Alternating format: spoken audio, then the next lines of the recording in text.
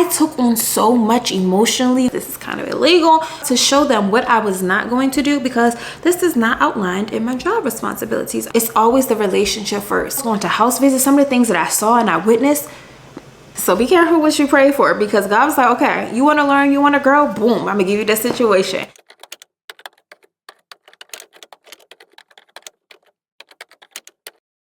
Hi guys, and welcome to my channel. My name is Aniya Danyea, and if this is your first time here, welcome. Here on this channel, I like to do makeup, hair vlogs, lifestyle videos, a little bit of everything. So if that's something that interests you, go ahead and subscribe.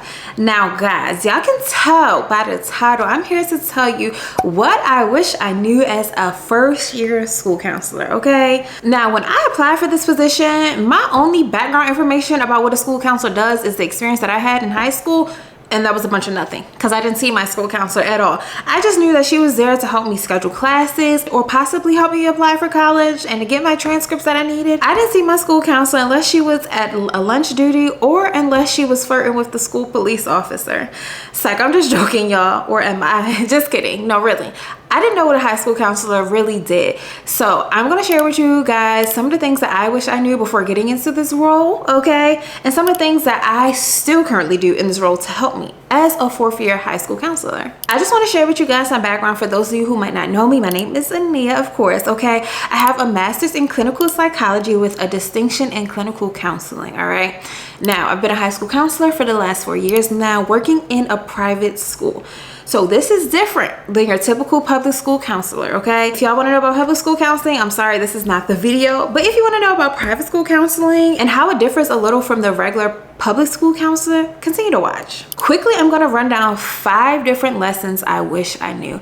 And starting off with number 1. In this role, mental health is central. So my job position is not to sit there and help students apply for college. I don't help with transcripts. I don't do any of those things of which a typical high school counselor does. I have a whole separate college team that helps our students apply for colleges, apply for different scholarships. We have a registrar that gets our students their transcripts.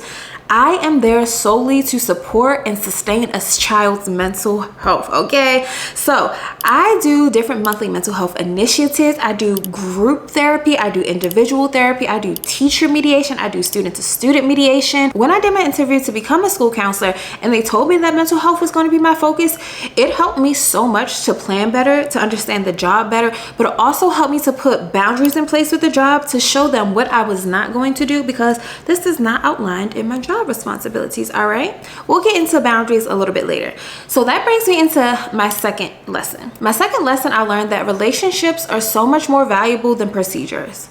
Procedures, of course, being an ethical counselor, we know we have to follow certain procedures. There are certain ways to do certain things, and I agree that procedures are important, okay? However, when it comes to building relationships with students, building relationships with their families, sometimes procedures, you know, we need to put the person before the procedure, all right? We need to take a moment to step back. So yes, a student may be missing homework for a week, and the procedure with late work may be like they cannot turn anything late past 2 days. However, if I meet with a student and I figure out a student just had a death in their family or something serious just happened in their family which affected them to not do their homework, I feel like a procedure goes out the window.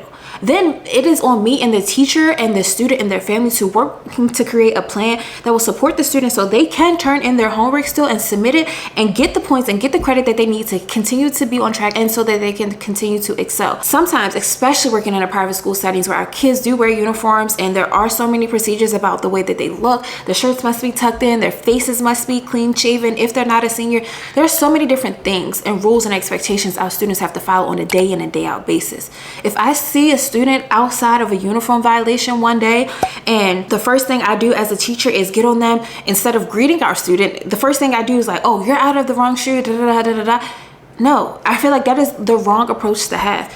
You don't know what our student may be going through that may put them in position that they cannot wear their regular dress shoes. So instead of jumping into conclusions and giving out consequences, it's always the relationship first. Figure out what is really going on. Now, sometimes students will blatantly just disregard all expectations and rules, and that's completely different. But as a counselor, you have a responsibility, even teachers and administration, anybody working with students, get to know the student first. Get to know what is going on. Get to know how you can better support them if they need additional support, because sometimes students have a hard time speaking up. Relationships matter so much more than procedures sometimes. Now granted, I'm not talking about those procedures where we know we have to keep, okay? Just like mandatory reporting, all right, or confidentiality. Those are things that I'm not bending on, okay? But when it's certain things in our school and expectations and rules that we create as a school, sometimes we could bend the procedure to better support the student. Number 3, I kind of gave you guys a hint about this in lesson number 1, but self-care as a high school counselor, a school counselor in general, a mental health professional is so important, guys. Now, my first year, I wanted to be Mrs. Save Everybody. I thought I was Jesus the way I wanted to save people, okay? I was like, whoa. And it took a toll on my mental health because I was put into a school where, yes, I knew the population that I was working with, and I've also come from the population that I was working with. But it's different when you're experiencing and you're sitting there firsthand working with students who are pouring their hearts out to you, who are experiencing things that no child should ever have to ever experience, no adult should have to ever experience, but yet they're going through it and they still have to go to school, they still have to push through. I took on so much emotionally within my first year. I gave students my phone number with the consent of my principal, of course, so they could reach me anytime. I gave my number to their parents. Now this was a Google number, but the fact that I gave them so much access burnt me out because they utilized that access, which no fault to them because I told them to do so, but I didn't understand the emotional toll that it would have on me. So going into that second semester, backtrack a little bit. In my first year, I was also assigned 2 days before school started to teach an SEL class to all the different sophomore girls, okay? Mind you, I didn't have any lesson plan. You know, I didn't have any curriculum to follow. I had to come up with this 2 days beforehand. During that second semester, in combination with teaching classes, lesson planning, you know, giving therapy, okay, going into classes to give different lessons, I was burning out. I was burning out. So I went to my principal and my AP and I was like, guys, I cannot teach this class next semester. You guys brought me here to serve the students and their mental health needs, and I cannot do my job effectively while I'm also having to do this, which I was not told about until a few days before starting this job. It's not fair to me. They listened to me, they made a different plan, and it is what it is. They took me out of the duties. I was on extra duties like before school duty, lunch duty, and after school duty. It was just a lot of things that they were asking me to do that was not originally a part of the plan, all right? And I am an advocate for helping out people. I will help whenever I can, but not at the extent of my mental health, my insanity, anymore, guys, because physically it starts mentally, but physically it started to take a toll on my body. I was getting burnt out. I was getting sick quicker and faster. So learn to take care of yourself. First year counselors, come in already with your boundaries, knowing what you're willing to do and not willing to do within limits and within reason, of course, because we are in a school, and a school, we know, like, things like happen like this at a school. Anything can happen at any point in time. So yes, be flexible, but have your limits. Have your limits, and let work be work. Do not give out your personal number. Do not check emails. Granted, if it's emergency stuff, that's different. I'm still working on this. I check my emails all the time because I want to be there for my kids.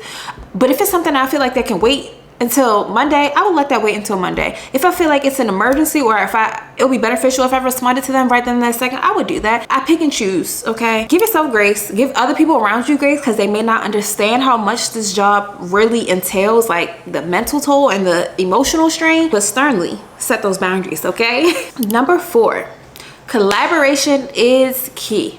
I just told you guys about all the things they had me doing in my first year. Granted, I'm 4 years now and I'm doing so much more than I've ever done as a high school counselor, but I could not do anything alone, all right? If I try to do it alone, it brings me back to that burnout. Collaboration is key. Collaborate with your grade level teachers. Collaborate with your administration. Collaborate with the nurse. Collaborate with other support staff within the school so it can be a full wraparound to best support that student, guys.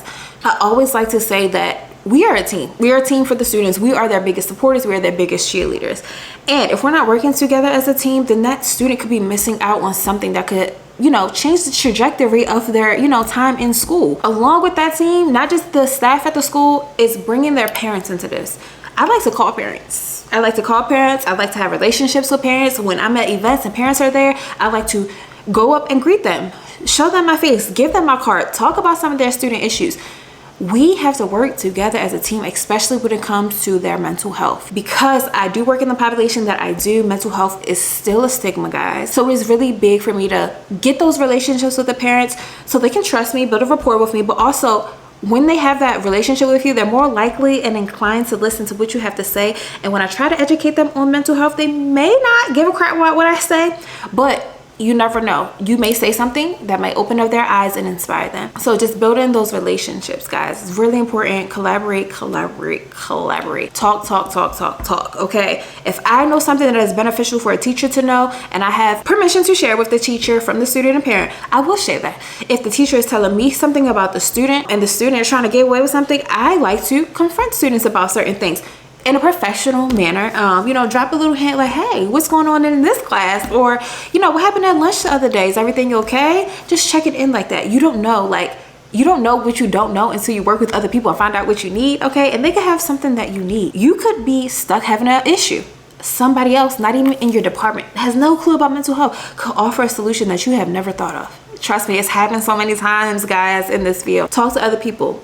You're a school counselor, this is your specialty, but be open to the fact that other people besides you know better ways to do things and may know other things to help you out. So don't act like a know-it-all, all right? This is my last lesson that I learned, which is the biggest thing. I know it may be different for counselors that are working in a public school setting because this is kind of illegal, but faith can guide your practice. So even if you're in a public school setting and you can't necessarily pray with the kids, there are things that you can do to bring God. You can pray over your kids. You can pray before their sessions. You can pray before school starts. I cannot do this job if I didn't have Jesus. I told you guys I was trying to be a savior in my first year, and I realized I had to take a step back. I said, God, I'm sorry. I'm trying to do only what you can do. So I had to give it to God. I had to pray. The emotional burden, the baggage that I felt from hearing some of my students' stories, just making phone calls, going to house visits, some of the things that I saw and I witnessed, that it really got to me. I won't say traumatized me, but it really gets to you. It really gets to you. And there's times that these things may come back up, and I just have to give it all to God. I have to give it all to God. There's sometimes in sessions where students will share something with me and I have nothing to say. But do you want to pray about that? Because there's nothing I could do that could change that, could change how you feel. Bringing Jesus and your faith into your job when you can, especially at a private school, at a Christian school, please do it. You don't know who you may be exposing Jesus to. That's a win right there for one. But also, you don't know what you're instilling in that child to do and use when you're not there. So these techniques like praying, okay, meditating, taking a minute to pause, those things that you're modeling in those sessions with your students, they will be able to do those things without you the more and more that you do that, okay? And I encourage and I push my students when they are uncomfortable to pray. They want to, they may say they want to and are uncomfortable to pray. I will open up that space. I will sit silently and allow them to pray if they want to, because I know I was never given that opportunity when I was younger to just pray, sit in my faith, learn about my faith, and I want to allow a safe space for students to do that. Ask me questions about the faith. If you don't believe, if you're having questions about, is God real? Is the Bible real? What should I do about this? Oh, I'm a Christian, but I believe X, Y, and Z. I love having those conversations because it is so real and it is a pivotal moment, and I feel like you are never a true Christian or a true believer in whatever religion you're in if you've never questioned your religion, if you've never done the research about your religion, if you've never looked at science to back your religion. So I always want to show my kids that it's okay to do that. You're not wrong for doing that, because a lot of them don't have a safe space to do that in their own homes. If they did, they get criticized and things like that, all right? I just know for me personally, I cannot do anything without Christ. So I love to bring him into my workplace, and I feel like, honestly, if we're being real, my first year as being a school counselor, I did not have this relationship that I currently have with God, and he was not really in my work, and I could tell by the fruits of my labors. Once I started putting God into more things that I did, I started seeing fruit not only for myself but for my students. The relationships that they would begin to be able to build with their parents because something that I taught them while in a session. Guys, there's been times where I had two parents come to me, and I just had I felt like a marriage therapy session. They were separated, they're not even together. They both have two different people in their lives, and they came in for a meeting about their student, and it turned into a whole different session, and I helped mend that relationship. Granted, I'm there for the kids, but I can help wherever I am. However, I would not have been able to do that if that morning I did not pray before that student meeting. I didn't know what the student meeting was going to turn into. I knew it was a very heavy topic and I was nervous going in, but I prayed and everything worked out. And it gave me an opportunity to work with adults, which I haven't done in a while. So be careful what you pray for, because God was like, okay, you want to learn, you want to grow, boom, I'm gonna give you that situation. I believe that when you bring God into everything, you can do anything. I understand that every counselor's journey is a little bit different. These are just some lessons that I have learned along the way that not only helps me save time, but also be more productive and effective in what I do. So if you found anything in this video helpful, please make sure you like, comment, share, and subscribe. If you guys have any other questions about what I do as a counselor or a dean of student culture, please let me know. I love talking about mental health. I love talking about school counseling and just breaking the stigma around mental health counseling in the Black and brown community. I love you guys. Please make sure you like, comment, share, and subscribe. I'll see you in my next video. Bye.